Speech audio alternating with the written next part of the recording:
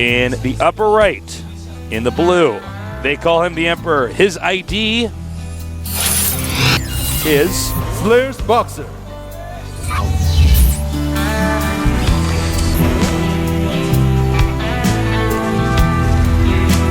And in the bottom left, starting location, in the orange, we have Slayer's Country. Packed studio in here for the opening day of GSL. Yeah, it's really full in here. By the way, you guys are always welcome to come to our studio. We love it when people come down. It's a blast. Yeah, it is. It's a lot of fun. Everyone enjoys it and comes down here. So Slayer's Boxer. It will be Hidden Barracks. Yeah, he's proxying. Now, will it be a Marauder-based one? Or is he just going to make some Marines and have the barracks hidden to try to scare GanZI into overreacting? And GanZI getting a gassing Boxer as well. So it looks like it's most likely going to be Marauders. But of course, he could make a Reaper if he wants as well. This is going to be cool. We have a little proxy barracks here coming out. Slayer's Boxer being very Slayer's Boxer so far. Yeah, that's right. That's so Boxer. It is. It's so Boxer. By the way, guys, hashtag GSL on Twitter. Spread the word. Link it to your friends. Upvote it on Reddit. Yeah, guys. This is the first day back. Tasis and I are so excited to be casting Code S once again this year. It's going to be so much fun. You guys and us guys and we guys all having fun, guys. All nerding out. All right, so the SCV comes in here from Slayer's Boxer. And he actually turns around before seeing the gases are going to be taken. He does choose to make a Reaper. So that's super interesting to me that he's going Reaper right away. And oh my God, there's a Marine that's going on a little trip up the map. And he doesn't see it yet. Oh my God. He doesn't know just yet. Where is he rally point? You don't know how close you are! Oh no! Oh, he sees it. Just barely seeing it. And now he knows. If I'm him right now, I think that's Marauders coming out. Yeah, that's why he ran away. But now he, of course, knows that it's not Marauders. Good micro by GanZI, pulling it to the cliff and bringing his two Marines over. That Reaper's already taken a lot of damage and won't be doing too much else. Oh. All right. Talk to me. I think that we may see at Tasis a build that I love to see. Reaper, Hellion, Reaper Speed, and Medevac. Really? It's pretty sick, man. I've talked to some Terrans that have actually gotten a chance to play against this, and they say it's really difficult to actually play against. And Slayer's Boxer is definitely someone who's done this to great effect before. Well, Slayer's Boxer is such a creative player. Yeah. In fact, as far as I know, he invented the more and more Reapers on the way. No Reaper Speed quite yet. Will he get Reaper Speed? It's only 50-50. And I don't mean 50%. I mean its cost is 50 minerals and 50 gas, which is really cheap. Yeah, it's basically nothing. Well, yeah, it looks like you're right, Artosis. He's continuing to crank out Reapers. That's right. Well, oh, yeah, and he's not going to go Reaper Speed. He's just going to send that barracks home, it looks like, which is fine as well. Probably poke up with the Hellion and then assault the depots. And the depots, not full right now. Oh, wow, this is huge. Oh man, you're kidding me. One more volley and that I was goes holding down. my breath during that. No, I know, me too. Both players, by the way, going Cloak with Banshees right now, which is... Well, guess what? Guess what's not good against Banshees with Cloak is a guy that went Reapers. Well, unless they could just jump into the air, try to shoot him there, and then land on the ground. They have to engage near a cliff where they're using the rocket boosters. Well, yeah, man. I guess you're right, Tasteless. I guess you're right. Banshees are pretty good against those Reaper guys. Yeah, you got that right, man. And so now he's bought a lot of Reapers that haven't really done much at all. In fact, I'd go ahead and say they've done nothing. He's bought 3 Reapers and a Hellion, and what has he done? He's damaged a building, and he's killed a Marine, and he's lost a whole bunch of it. So right now, GanZI has to be feeling good. And Slayer's Boxer is now building a Viking, but he's going to lose a ton of SCVs. Nice micro here. Just trying to repair the damaged SCV. Oh man, that is good micro. Slayer's Boxer. Why are you so good? Throwing up a couple turrets now, but this Banshee's going to kill so much, man. Oh my god. In the meantime, we do have a Reaper and a Banshee in here. GanZI cloaking his Banshee to go after the other Banshee. Sorry, GanZI, that's not how it works. Right, he's got a good amount of kills. Oh! Yeah, he gets it. A little bit of missed micro-edge. About 4 kills on that Banshee.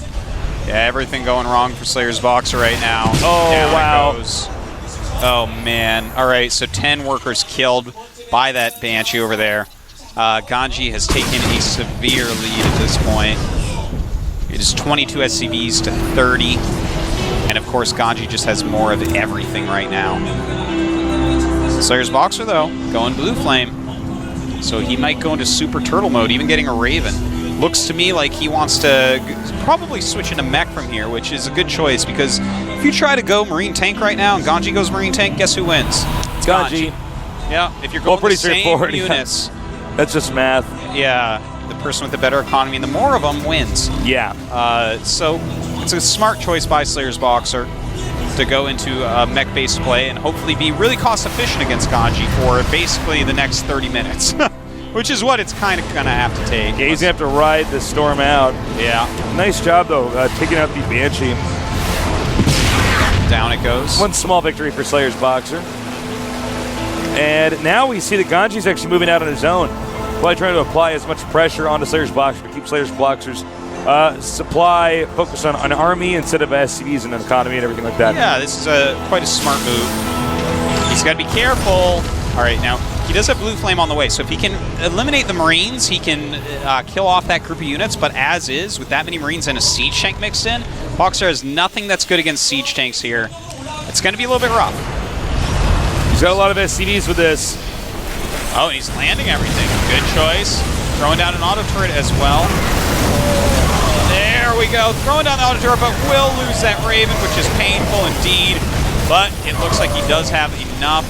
In fact, he probably should be lifting off those Vikings. Yeah, he probably should also just turn around. Wants to kill this Siege Tank so badly, though. Will he get it?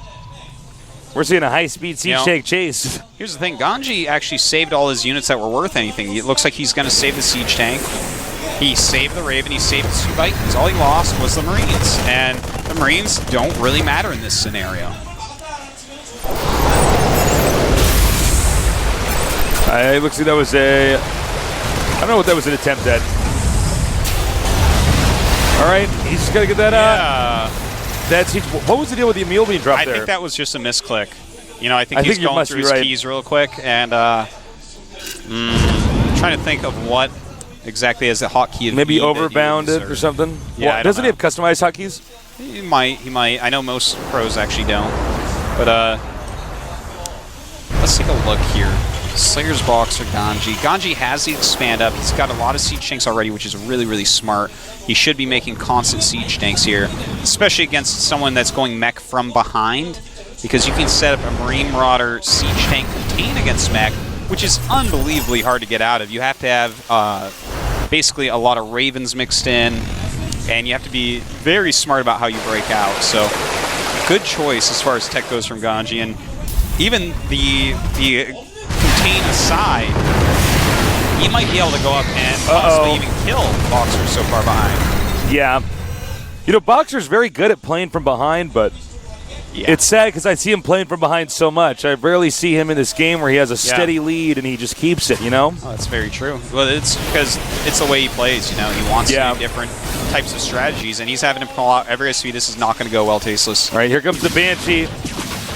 Attacking him here. Meanwhile, a real push coming in pretty hard over here. A lot of Marines right now.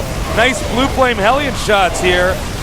And interestingly enough, those SUs are on auto repair, so they were mostly just repairing each other in the back instead of attacking. Oh, it's too bad. Yeah, and Slayer's Boxer's pretty dead from here, unfortunately. It's 86 supply. We might have GG here.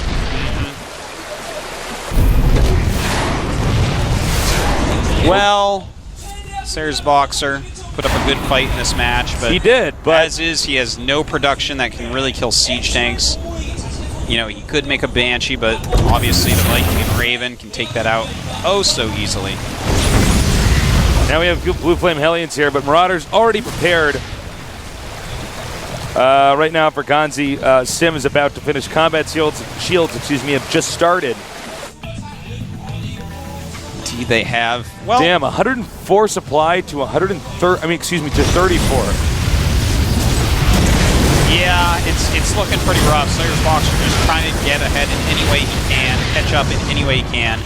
But at 1/4 the supply, at 1/2 the bases, at 1/3 the SCVs, at 1/4 the Marines, it's not going to happen. All right, now it looks like he's going to peek with the barracks. This is actually a strat from StarCraft 1 that a lot of people use, is they use the barracks if you're not using it to get extra vision and see what's going on. Yeah. And sometimes you can use that to have your siege tanks fire a little bit farther. Now, the problem right now for Slayer's Boxer is he's so broke as a joke that it's pretty rough, man. And you can see GanZI just kind of perusing around the map, making sure that there are no hidden expansions. He basically knows he's won this. He just has to focus on making stuff.